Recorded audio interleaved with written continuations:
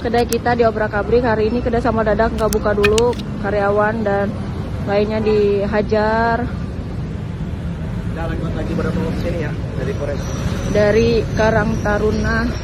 Nih barang buktinya. Shutdown warung makan kedai sambal dadak Karawang di Jalan Interchange Karawang Barat, tepatnya di Jalan Kren Taruma, Kabupaten Karawang, diobrak-abrik sekelompok pemuda yang menyerang kedai makan itu pada Jumat 2 September 2022 malam.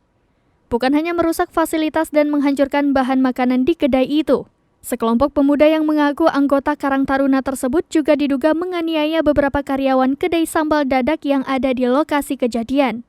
Akibatnya sejumlah peralatan dan fasilitas kedai makan tersebut rusak berat dan hancur, sehingga untuk sementara kedai sambal dadak Karawang tutup sementara. Penyerangan sekelompok pemuda ke kedai makan itu diinformasikan dalam sebuah video yang dibagikan sejumlah akun Instagram, salah satunya akun @infokrw dan Info Jawa Barat.